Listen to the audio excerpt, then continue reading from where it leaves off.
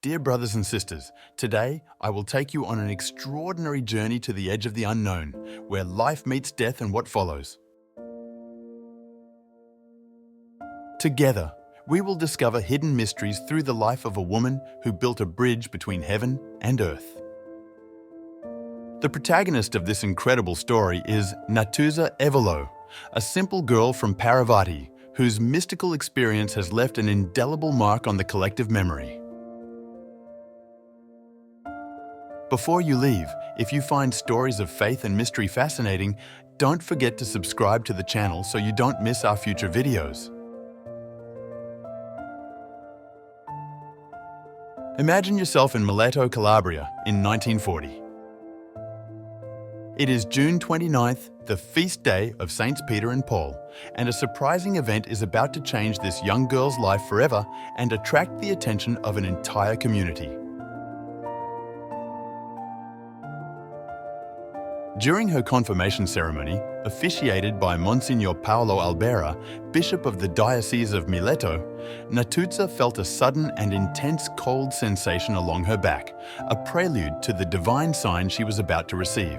As the sacred oil of chrism touches his forehead, he feels himself wavering, almost to the point of fainting. Back home, visibly pale and upset, she shared the unusual episode with Mrs. Alba, who was staying with her. In the following days, the phenomenon becomes even more evident. A blood cross appears on his shirt. This mysterious sign is only the first of a series of similar manifestations that attract the attention of the entire community and numerous curious people and journalists from all over Italy. Despite the skeptical opinion of the founder of the Catholic University of the Sacred Heart, Agostino Gemelli, who attributes the phenomena to simple hysterical manifestations, people recognize in Natuzza a mystical figure, a true intermediary between the world of the living and that of the dead. The phenomenon of the blood crosses was not limited to single apparitions. In fact, in the days following her confirmation, these blood effusions continued to manifest themselves, creating designs of various kinds on her clothes. The community's reaction was mixed. Some saw Natuzza as a saint, others were skeptical, but all were deeply affected by what was happening. Natuzza herself was deeply troubled, but also convinced that these experiences had a divine meaning. Her conviction that her suffering and visions were part of a divine plan grew stronger as the days passed. Despite her young age, she had an unshakable faith and felt chosen for a special task. The Madonna, who had been appearing to Natuzza since the late 1920s, appeared to her once again, predicting that she would experience apparent death on July 26th. Natuzza did not fully understand the meaning of this prophecy, but she felt deep down that something extraordinary was about to happen. She shared with those close to her her belief that she would die on the day dedicated to St. Anne, and many of her acquaintances watched the day approach with fear and hope. On July 26, 1940, Natuzza lives an experience that will forever mark her life and that of many others. She falls into a deep sleep that lasts 7 hours. During this time, her family and friends watch her anxiously, fearing for her life. For Natuzza, however, this sleep was a spiritual journey. He has an extraordinary vision. He finds himself in a place that looks like a vast, luminous dome, similar to a square, surrounded by a light that creates myriads of colors. Upon awakening, she says she was in heaven, in front of Jesus, who asked her to help redeem souls, offering love and suffering. Following this extraordinary experience, Natuzza's life undergoes a profound transformation. He dedicates all his time and energy to serving others, with particular attention to those most in need and suffering. Mystical phenomena, such as blood effusions, continue to manifest themselves, and Natuzza develops an extraordinary ability to communicate with the souls of the deceased. This particular gift attracts more and more attention and devotees from every corner of Italy. Throughout her life, Natuzza Evolo had incredible experiences of contact with the souls of the dead.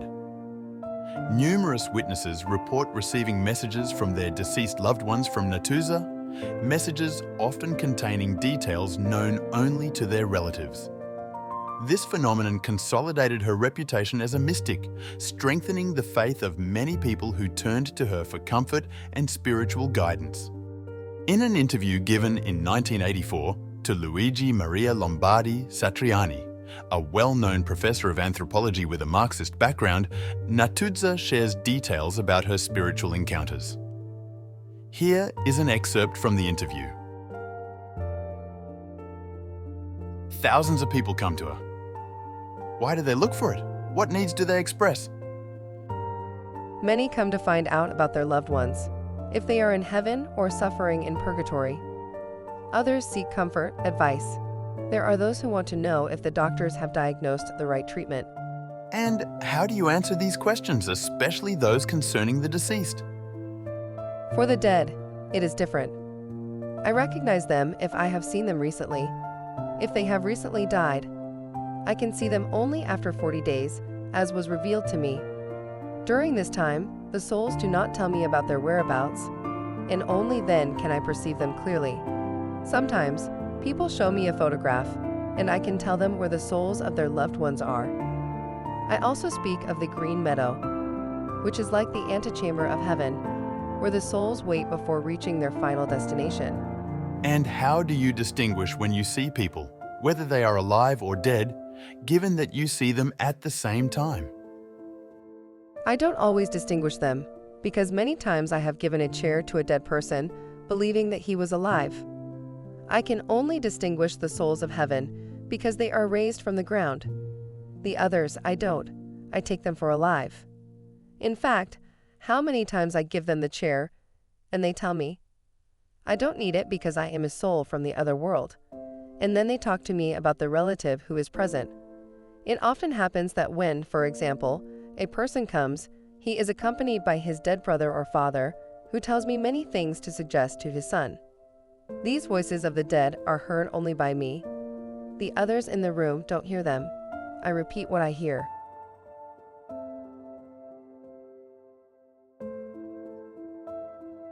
Natuzza Evolo died on November 1st, 2009, but her spiritual legacy continues to illuminate our lives.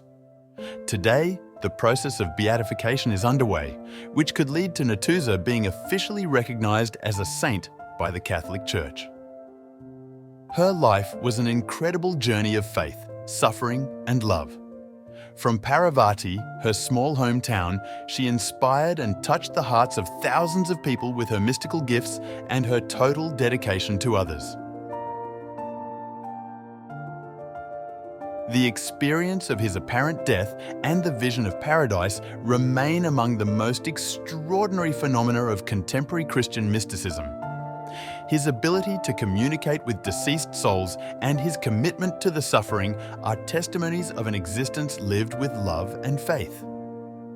As the beatification process continues, the memory of Natuzza Evolo continues to inspire and comfort anyone seeking hope. Dear friends, we invite you to write a prayer or a thank you to Natuzza in the comments. You can ask her to give you the strength and courage needed to face life's challenges with the same dedication and faith that she has shown. Your prayers and testimonies are important for our entire community of faith. Also, if you haven't already done so, we invite you to subscribe to the channel so you don't miss new videos. May God bless us all.